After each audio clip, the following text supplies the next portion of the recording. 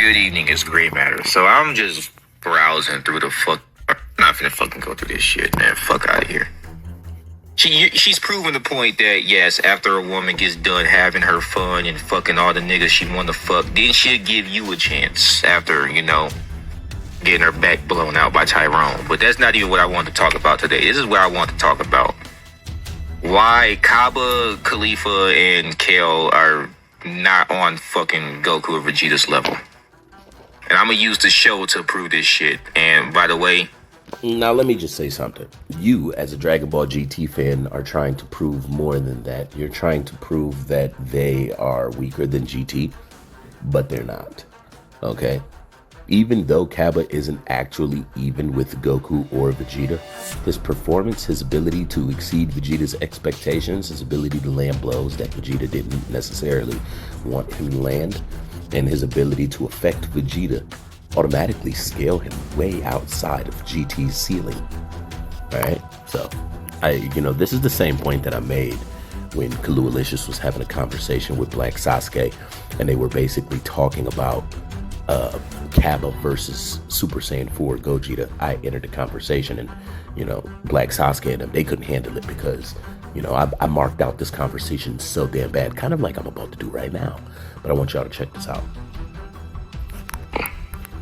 and I'm gonna use the show to prove this shit. And by the way, this was uploaded to Facebook. I'm not paying shit for this. I ain't paying no subscription, nothing. This Dragon Ball Super is fucking ass. But whatever, let's watch this colorful piece of shit. Oh, he's a Saiyan, all right, that's for sure. Yes, it's English dub. I'm tired of hearing the Grandma Goku shit. Okay, this has been out for years anyway. So, damn, so you ain't even a fan of Dragon Ball. But the thing is that, he's immediately trying to, he can't approach this topic without reminding you that he hates Dragon Ball Super.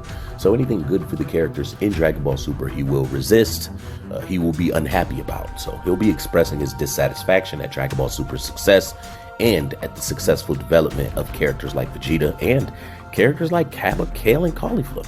I mean, these characters absolutely mark out anybody in Dragon Ball GT. In GT, you was worried about shadow dragons that look like fodder, nonsensical, lewd, and people that would have never intimidated us or ever provided us any sort of entertainment, in these Dragon Ball matchups. But let's go. Whenever I watch Power Scalers and they're like, oh, they're even in base. No, the fuck they're not. Watch the damn show. He's got the same exact stance as me.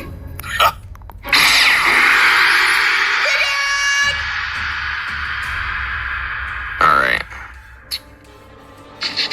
Are you gonna start? Bring it!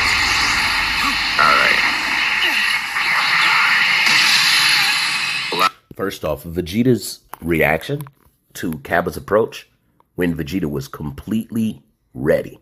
Starting a fight. He's not starting a fight that he's not, and I'm not saying they're in a tournament, but clearly Vegeta is ready. So Cabba flies in and he immediately exceeds Vegeta's expectations on the way he maneuvers, on the way he moves, on the way he approaches, right? Vegeta blocks it, but you can tell, that was a little closer than what I thought. Cabba's throwing jabs, Vegeta's blocking his punches with just his hands. He's not needing to use his arms, no elbows.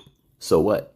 What are you talking about? Cabba's not using his legs, his elbows, his knees. So as you can see, he doesn't even like Vegeta, but he's intentionally going after Cabba because Cabba exceeds everything in GT, and he knows this argument. This is what prompted him to make this video, because he's heard so many people, we've all heard so many people talking about Cabba soloing the GT verse.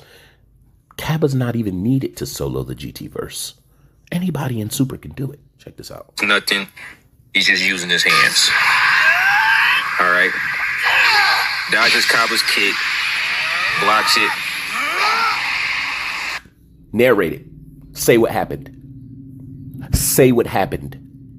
Cabba ducked. Okay, we should be able to say what happens on both sides. Cabba ducked it after Vegeta threw a punch. His speed, being able to do this, scales him way outside of Dragon Ball GT. We got to remember that Vegeta and Goku never trained together in Dragon Ball GT. They started training together and went into the Room of Spirit and Time. They were put in a version of the Room of Spirit and Time that is so superior. Beerus trains in there. You can't even move without the lessons of optimization and key control, without understanding the nature of the things that they... So, Cabba, and remember, comes from Universe 6, which is not second from the lowest average mortal level. It's not second from the weakest universe. That's us. That's Universe 7. So on average, these characters are going to be stronger than the characters in our universe on average. So it makes sense. You may look at Cabba and say, well, he's unimpressive. I ain't seen nothing that, makes me feel like he's a badass aside from his power. He just has the power. Why does he have the power like that? Our characters had to go through this, that, and the third. We are second from the bottom in average mortal level, in average mortal power level. We are second from the bottom. Now, are Goku and Vegeta the average in Universe 7? Of course not. But it still means that on average, you're going to be encountering warriors in different universes who are way stronger than you are used to just encountering, in Universe 7. You might see somebody who doesn't have the experience that it would have required our main characters to reach a level like that. And it's because they get more power without the need for any of that in those universes. That was an entire element of the story. All right, Cabba punches Vegeta. Vegeta was, the Vegeta scream, whatever the fuck you want to call it, right? Hey, pace yourself! You're forced. Do you see what's happening? He's being forced to speak on, to convey, to articulate parts of the story that he really wishes he could ignore. That was counterproductive to the point that you're making, but it's fine. I know, just like I said, because remember, this was the conversation I got involved in when Kalualicious was having a debate with Black Sasuke. I got into the conversation and said, listen, I agree with Black Sasuke that Cabba is not actually even with Vegeta, and I could explain everything before we go any further, real fast. He was fishing to see whether or not Cabba could turn Super Saiyan. When he tells him, well, it seems like we're even in base form, maybe we should go Super Saiyan. He's doing so to figure out whether or not you have Super Saiyan or not. Once he substantiates that he doesn't, he moves on to essentially training him to. So it was never that he was even. However, the performance that he had, the blows that was landed, he did manage to land those blows. This immediately, Vegeta doesn't have to try at 100% to solo GT. He doesn't even have to throw a single punch. He's way stronger than that. He doesn't even have to flick. He can dig his nose and blow up GT's universe. I'm sorry. But they use the control to care more about life than that. Now he's telling the kid to pace himself. Right? Throws a kind of forward MacGyver kick, right? Now look at this shit. Now he's just tired. Look at him. And his fucking video is, oh my gosh, this quality. Well, anyway, Vegeta gets decked dead in the solar plexus, right? And he's still able to talk. He's still moving. No issues there, right? Okay, so you ready to crash out over the very first flurry, the very first interaction in this fight. But as you see, Cabba continues to go on. He has more to offer. He will hit Vegeta more times during this fight, but we know that Vegeta can beat him when he chooses to. This is still the fact that Cabba scales way beyond Dragon Ball GT, and I believe that's honestly your real point. Here's Cabba. One hit. He What's breathing wrong? hard. Are you tuckered out already? Look at that. One kick. Vegeta blocked his kick. One kick from Vegeta. He's on the ground. He's on his knees now. Right? He's about to beg Daddy Vegeta for mercy. Can't be. He charges. Gun. Yeah, he charges the Gallic gun first. Fires the Gallic gun first. Vegeta didn't even move until literally the last second. Right? Now they're doing the beam struggle. So this man had... I mean, what you're showing me is them having a comparable fight. They are in a fight. These are feats that directly place Cabba way beyond what you prefer in Dragon Ball GT. All the time to charge and fire. And Vegeta, without charging, boom, now it's a beam struggle. Not bad. In my natural state, we're evenly matched. And he says in his natural state, we're evenly matched, even though clearly once you get to the end of this video, it's going to be proved that he was really just toying with Cabba. Yeah. But whatever. Yeah, but does that accomplish what we know that you want it to accomplish? Now, we're going to listen to a little bit more. We really wouldn't have to, but stick with me. At this level, the fight won't end anytime soon. Look at this. Cabba is struggling. Grunting and shit. Vegeta's just talking. Chilling. All right. Why don't you show me what you can really do now? Let's take this match up to Super Saiyan. Yeah. This is the part. Now, this is the part where I, we get to the point where we agree. This is the reason why Vegeta claimed he was even with him. I mean, he was fighting decently.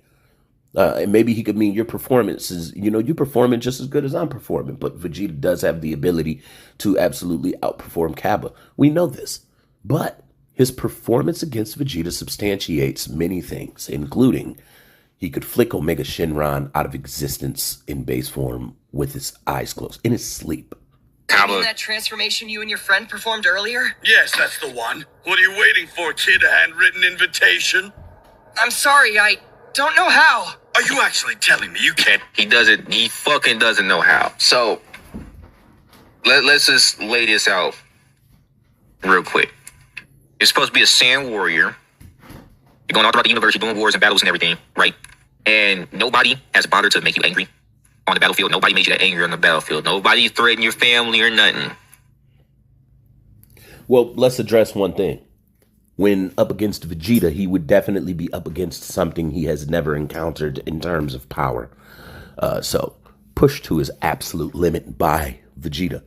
Of course, whoever else he was fighting in that universe wouldn't have had the power that this Vegeta right now actually has. They wouldn't have been able to push Cabba as far as Vegeta has the ability to push Cabba. Plus, also, maybe the stakes matter. You're doing something that Cabba is demanding. Champa is demanding you not fail at. And, you out here fighting in front of the gods of destruction. You don't really know what's going to happen if you lose. You know what I mean? So, yeah, it checks out. Plus, everything that he experienced in his life leads up to his journey now. Now, I know we didn't see every episode of it, but it's kind of like you have no choice but to accept what the story has already confirmed is the truth. Just because you don't have the information, just because you didn't see 300, 400 episodes of Dragon Ball Cabba, doesn't mean that they're not allowed to substantiate that, hey, this is the point of his journey where he finally becomes a Super Saiyan. You just don't like it. But check this out. So you never transform, but when Vegeta does it, now you go Super Saiyan. This is what happens. Yeah, kitty punches. Now here's the bluff. Quit on me. I will kill you. Yeah, he's gonna kill him, kill his dad, pipe his mother, and birth a new Saiyan family. We get it, all right. So now he don't like this. Hey, he do not enjoy this. Now Cabba's Super Saiyan, right? Look at that. Oh no. First off, Vegeta's legs were buckling. His legs were buckling. Vegeta is struggling. Even though this little boy is tiring himself out with them noodle arms. You know what I'm saying? Here's the part I wanted to show you. No, the part you wanted to skip is where they say Vegeta's losing ground. You wanted to skip the part where you get behind Vegeta and piece Vegeta up because you want to talk about every impact frame that is landed on Cabba, but now you're skipping parts of the fight. You see what I'm saying? Yeah. See, disingenuous. The exact type of nigga that'd tell you Vegeta was his favorite character, but be lying about it. And I ain't got nothing against you. I caught on to your game before I actually saw the video, came across the video where you admit that, you know, you're just hating on Super. In his own words, that's literally what he said. He said, at this point, you know, I only come back and check just to see what else I can hate on, to be honest. That's what he said. He admitted it, so. Right. Cabba runs in, punches Vegeta. Wow! Goku acting stupid. So here we are. Look at that shit. Okay, so Vegeta's aura isn't even activated. Doesn't have to be. He's been training with Whis, and they essentially keep their aura locked inside a lot more now, so that people can't track it. They have that ability. He a little upset. Let's see if we can find anything extra. Cabba, full power, throws a punch at Vegeta's forehead. Vegeta leans in and blocks the motherfucker. Well, sorry, back to what I was talking about. So Cabba literally swings his Vegeta dead in his fucking forehead, right? Cabba's powered up, Vegeta's not even powered up. Vegeta, in all honesty, is smiling. Look at him. He's got that shit-eating grin on his fucking face. How the fuck is it that they're even? And for the record, in Dragon Ball Z, okay, your base form, in order for your Super Saiyan to be more powerful than the next guy's Super Saiyan, you have to be more powerful in your base. I'm not talking about fighting skill either. We're just talking about just raw strength, raw power. Your base has to be more powerful. Here's what I will say, y'all. There is such thing as mastery of Super Saiyan. I will say that.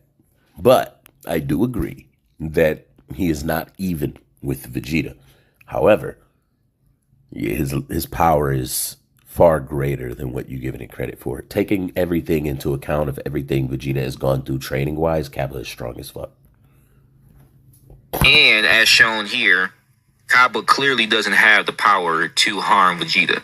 So how the fuck is it that all these damn power scalers and people on the internet keep saying that Vegeta and Cabba, or, you know, Kale and Khalifa and so on and so forth, are even in level to Goku and Vegeta, when the very... All right, that's enough of that.